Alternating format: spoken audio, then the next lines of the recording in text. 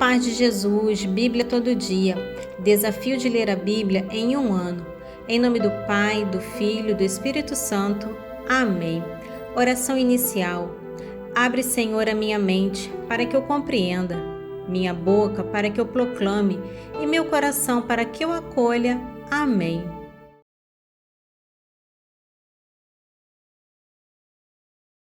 Nesse trecho de 2 Reis, vemos o confronto diplomático e psicológico entre Senaqueribe, rei da Síria, e Ezequias, rei de Judá. Diante da ameaça do poderoso exército assírio, Ezequias tenta apaziguar Senaqueribe com tributo. No entanto, os enviados do rei da Síria zombam da confiança de Ezequias no Senhor e tentam desmoralizar o povo, oferecendo rendição com promessas de segurança. Apesar da pressão, o povo obedece a Ezequias e permanece em silêncio, demonstrando resistência e fé diante do medo. 2 Reis, capítulo 18, dos versículos 13 ao 37.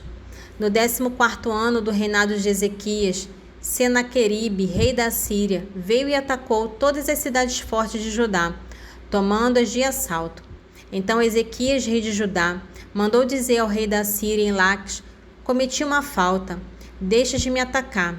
Eu me submeterei a tudo que me impuseres. O rei da Síria impôs a Ezequias, rei de Judá, uma contribuição de 300 talentos de prata e 30 talentos de ouro. Ezequias entregou todo o dinheiro que se encontrava no templo do Senhor e nas reservas do palácio real. Tirou também o revestimento de ouro que ele mesmo havia posto nas portas do templo do Senhor e entregou tudo ao rei da Síria. O rei da Síria enviou de Laques contra Ezequias, em Jerusalém, o general do exército, o chefe dos eunucos e o copeiro Mó, com um poderoso exército.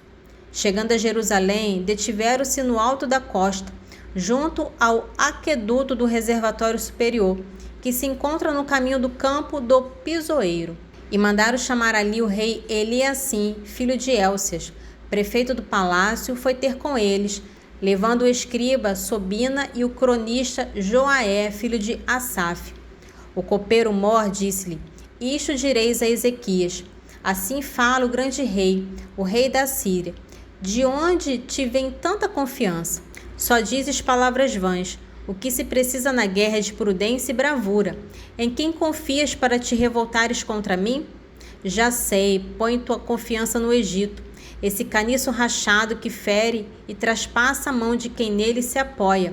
Assim é o faraó, rei do Egito, para todos que nele confiam. Talvez me digas que vossa confiança está no Senhor vosso Deus, mas não é ele mesmo aquele Deus cujos altares e lugares altos Ezequias destruiu, dizendo aos homens de Judá e de Jerusalém: só diante deste altar em Jerusalém vós prostrareis? Faze, pois, um tratado com o meu soberano, o rei da Síria, e eu te darei 2.000 cavalos, se tiveres cavaleiros para os montar. Como poderás resistir diante de um só dos menores oficiais do meu soberano? Esperas que o Egito te forneça carros e cavaleiros? E mesmo porque foi porventura sem o consentimento do Senhor que eu ataquei esta cidade para destruí-la? Foi o Senhor quem me disse: ataque e destrói esta terra. Eliacim, filho de Elcias, o escriba Sobina e Jael disseram ao copeiro Mó: fala aos teus servos em aramaico, dialeto que compreendemos. Não nos fale em hebraico, pois nos pode ouvir a multidão que está sobre a muralha. Mas o copeiro Mó replicou-lhe: foi por acaso unicamente ao teu soberano e a ti que o meu soberano me mandou dizer essas coisas? Não foi antes a toda essa multidão que está sobre os muros e está reduzida como vós a comer seus excrementos e a beber sua urina? Então o copeiro Mor avançou e pôs-se a gritar em hebraico: ouvi o que diz o grande rei, o rei da Assíria. Assim diz o rei: não vos deixei seduzir por Ezequias, ele não vos poderá livrar de minhas mãos. Não vos leve Ezequias a confiar no Senhor, dizendo que o Senhor vos livrará e que esta cidade não cairá nas mãos do rei da Assíria. Não deis ouvidos ao rei Ezequias. Eis o que vos diz o rei da Assíria: fazei a paz comigo. Rendei-vos e cada um de vós poderá comer os frutos de sua vinha e de sua figueira e beber a água do seu poço, até que eu venha e vos leve para uma terra semelhante à vossa, terra fértil em trigo e em vinho, terra de pão e de vinhas. terra de olivais, de óleo e de mel. Assim salvareis a vossa vida sem temor de morrer. Não deis ouvidos a Ezequias, pois ele vos engana quando vos diz que o Senhor vos livrará. Puderam porventura os deuses das outras nações livrá-la das mãos do rei da Assíria? Onde estão os deuses de Emate e de Arfade? Onde estão os deuses de Serfavaim, de Ana e de Ava? Livraram eles Samaria de minhas mãos? Quais são entre todos os deuses dessa terra os que salvaram o seu próprio país de minhas mãos, para que o Senhor possa salvar Jerusalém? O povo ouviu em silêncio. Não lhe respondeu uma só palavra, porque o rei ordenara que não respondesse. Eliacim, filho de Elcias, prefeito do palácio, o escriba Sobna e o cronista Joaé, filho de Asaf, voltaram a Ezequias com as vestes rasgadas e referiram-lhe as palavras do copeiro Mó. No capítulo 19 de 2 Reis, vamos ver o rei Ezequias reagir com humildade e fé diante da ameaça síria. Ele busca o auxílio do profeta Isaías e apresenta sua súplica a Deus, confiando totalmente no Senhor. A resposta divina chega com clareza e poder. Deus protegerá Jerusalém e humilhará Senaqueribe. A intervenção milagrosa do anjo do Senhor destrói o exército inimigo, demonstrando que Deus é quem realmente governa a história e salva os que nele confiam. 2 Reis, capítulo 19. Ouvindo isso, o rei Ezequias rasgou as vestes, cobriu-se de um saco e foi ao templo do Senhor. Mandou o prefeito do palácio, Eliacim, o escriba Sobna e os deões dos sacerdotes, revestidos de saco, ao profeta Isaías, filho de Amós, para dizer-lhe: Eis o que diz Ezequias: hoje é um dia de angústia, de castigo e de opróbrio. Os filhos estão a ponto de nascer e não há força para dá-los à luz. O Senhor teu Deus talvez tenha ouvido as palavras do copeiro Mó, enviado pelo rei da Assíria, seu soberano, para insultar o Deus vivo e talvez o castigue pelas palavras que ele ouviu. Roga, pois, por esse resto que ainda subsiste. Os servos do rei Ezequias foram ter com Isaías, e este lhe respondeu: Eis o que diz o Senhor: não te assustes com as palavras que ouviste e com os ultrajes que proferiram contra mim os servos do rei da Assíria. Vou enviar ao rei um espírito, que ao receber uma certa notícia, o fará voltar à sua terra, onde o farei perecer pela espada. O copeiro Mó, sabendo que o rei da Síria tinha deixado Laques, voltou para junto do seu soberano e o encontrou sitiando Lebna. O rei ouviu dizer de Taraca, rei da Etiópia: ele acaba de sair para combater contra ti. Senaqueribe mandou novamente mensageiros a Ezequias para dizer-lhe: isto direis a Ezequias, rei de Judá: não te deixes enganar pelo Deus, no qual pusestes a tua confiança, pensando que Jerusalém não será entregue nas mãos do rei da Assíria. Ouvistes contar como os reis da Síria trataram todos os países e como os devastaram. Só tu, pois, haverias de escapar? As nações que meus antepassados aniquilaram, Gossã, Arã, Recefe e os filhos de Éden, que estavam em Telassá, foram porventura libertados pelos seus deuses? Onde estão o rei de Emate, o rei de Arfade, os reis de Serfavaim, de Ana e de Ava? Ezequias tomou a carta das mãos dos mensageiros e a leu. Depois subiu ao templo e abriu-a diante do Senhor, rogando-lhe: Senhor Deus de Israel, que estais sentado sobre querubins, só vós sois o Deus de todos os reinos da terra. Vós fizestes o céu e a terra. Inclinai, Senhor, os vossos ouvidos e ouvi. Abri, Senhor, os vossos olhos e vede.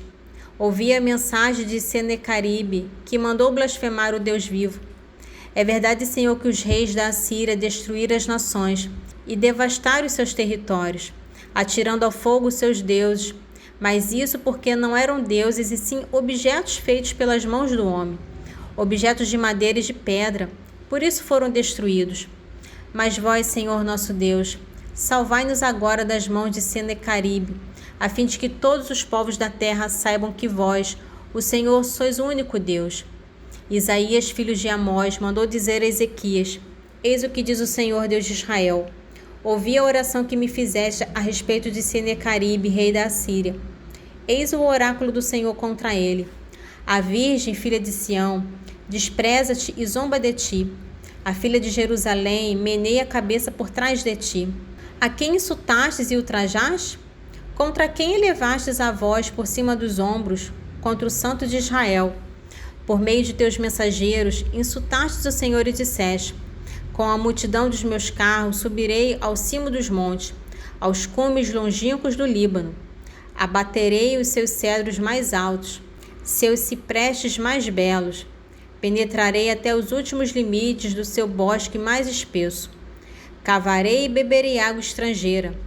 Com a planta de meus pés, ressecarei todos os canais do Egito.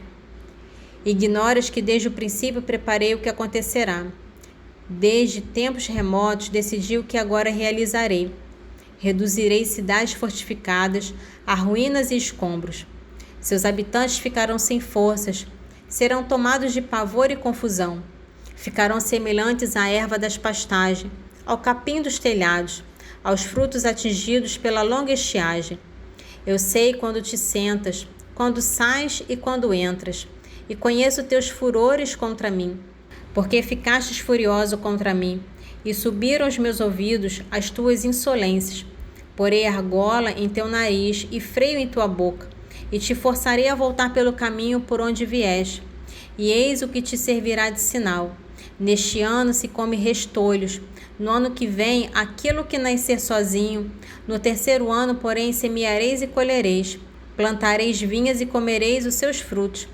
O resto que subsistir da casa de Judá lançará novas raízes no solo e produzirá frutos no alto. Pois de Jerusalém surgirá um resto e do monte Sião sobrevivente. Eis o que fará o zelo do Senhor dos Exércitos.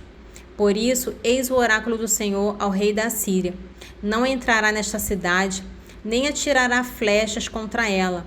Não lhe oporá escudo, nem a cercará de trincheiras, mas voltará pelo caminho por onde veio, sem entrar na cidade, oráculo do Senhor. Protegerei esta cidade para salvá-la, por minha causa e de Davi meu servo. Ora, nessa mesma noite o anjo do Senhor apareceu no campo dos assírios e feriu 185.000 homens. No dia seguinte pela manhã só havia cadáveres. Senaqueribe, rei da Síria, retirou-se, tomou o caminho de sua terra e deteve-se em Nínive.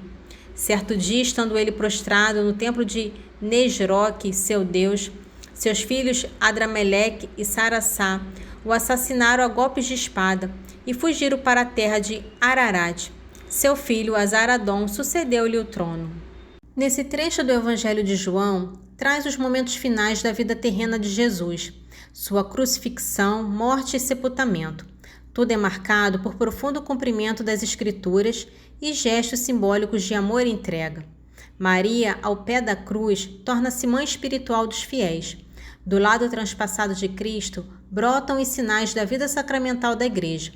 A entrega do Espírito por Jesus consuma a missão salvífica. Tudo acontece dentro da vontade do Pai, preparando a aurora da ressurreição. Evangelho de João, capítulo 19, dos versículos 23 ao 42. Depois de os soldados crucificarem Jesus, tomaram as suas vestes e fizeram delas 4 partes, uma para cada soldado. A túnica, porém, toda tecida de alto a baixo, não tinha costura. Disseram, pois, uns aos outros: não a rasguemos, mas deitemos sorte sobre ela, para ver de quem será.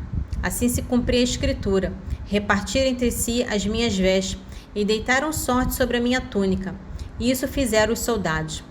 Junto à cruz de Jesus estavam de pé sua mãe, a irmã de sua mãe, Maria, mulher de Cleofas, e Maria Madalena. Quando Jesus viu sua mãe e perto dela o discípulo que amava, disse à sua mãe: mulher, eis aí teu filho. Depois disse ao discípulo: eis aí a tua mãe. E dessa hora em diante, o discípulo a recebeu como sua mãe. Em seguida, sabendo Jesus que tudo estava consumado, para se cumprir plenamente a Escritura, disse: tenho sede. Havia ali um vaso cheio de vinagre. Os soldados encheram de vinagre uma esponja e, fixando-a numa vara de isopo, chegaram-lhe à boca. Havendo Jesus tomado do vinagre, disse: tudo está consumado. Inclinou a cabeça e entregou o espírito. Os judeus temeram que os corpos ficassem na cruz durante o sábado, porque já era a preparação, e esse sábado era particularmente solene. Rogaram a Pilatos que se lhe quebrasse as pernas e fossem retirados. Vieram os soldados e quebraram as pernas do primeiro e do outro, que com ele foram crucificados. Chegado, porém, a Jesus, como visse já morto, não lhe quebraram as pernas. Mas um dos soldados abriu-lhe o lado com uma lança. Imediatamente saiu sangue e água. O que foi testemunha desse fato o atesta, e o seu testemunho é digno de fé. E ele sabe que diz a verdade, a fim de que vós creais. Assim se cumpriu a Escritura: nenhum dos seus ossos será quebrado. E diz em outra parte a Escritura: olharão para aquele que transpassaram. Depois disso, José de Arimateia, que era discípulo de Jesus, mas ocultamente, por medo dos judeus, rogou a Pilatos autorização para tirar o corpo de Jesus. Pilatos permitiu. Foi, pois, e tirou o corpo de Jesus. Acompanhou Nicodemos, aquele que anteriormente fora de noite ter com Jesus, levando umas 100 libras de uma mistura de mirra e aloés. Tomaram o corpo de Jesus e envolveram-no em panos com os aromas, como os judeus costumavam sepultar. No lugar em que ele foi crucificado havia um jardim, e no jardim um sepulcro novo em que ninguém ainda fora depositado. Foi ali que depositaram Jesus por causa da preparação dos judeus e da proximidade do túmulo. Este trecho final do Salmo é profundamente sapiencial, pois ele nos recorda, em primeiro lugar, a fragilidade humana. Os homens são mais leves que o vento. Uma imagem poética que expressa a instabilidade da confiança do homem. Nem poder, nem fama, nem força física tem valor absoluto diante de Deus. Segundo ponto, o engano da violência e das riquezas. A busca pelo poder terreno, seja pela violência, pelo roubo ou mesmo pelas riquezas, é fútil. O Salmo nos exorta: não prendais o coração a elas. Deus não condena as riquezas em si, mas o apego a elas. E duas verdades eternas, que Deus é todo-poderoso e Deus é bondade e justiça. Ele retribui a cada um conforme suas obras, não conforme suas aparências ou posses. Salmo 61, dos versículos 10 ao 13. Os homens não passam de um sopro, e de uma mentira os filhos dos homens. Eles sobem na concha da balança, pois todos juntos são mais leves que o vento. Não confieis na violência, nem espereis vamente no roubo. Crescendo vossas riquezas, não prendais nela os vossos corações. Numa só palavra de Deus compreendi duas coisas: a Deus pertence o poder, ao Senhor pertence a bondade, pois vós dais a cada um segundo suas obras. Nesse trecho de Sabedoria, capítulo 3, fala sobre o destino dos justos. É uma das mais belas visões sobre a morte e o sofrimento dos justos em toda a Escritura. Ele consola profundamente os que choram a perda de alguém fiel a Deus. A morte, aos olhos humanos, pode parecer fracasso ou castigo, mas aos olhos de Deus é passagem, purificação e acolhida. Sabedoria, capítulo 3, dos versículos 1 ao 6. Mas as almas dos justos estão na mão de Deus, e nenhum tormento os tocará. Aparentemente estão mortos aos olhos dos insensatos. Seu desenlace é julgado como uma desgraça, e sua morte como uma destruição, quando na verdade estão na paz. Se aos olhos dos homens suportaram uma correção, a esperança deles era portadora de imortalidade. E por terem sofrido um pouco, receberam grandes bens, porque Deus que os provou achou-os dignos de si. Ele os provou como ouro na fornalha e os acolheu como holocausto. Oração final. Senhor, te louvo e agradeço, porque deixastes tua palavra viva no meio de nós. Que as tuas palavras fiquem guardadas em meu coração e que eu seja testemunha viva do vosso Evangelho. Amém. Em nome do Pai, do Filho e do Espírito Santo. Amém.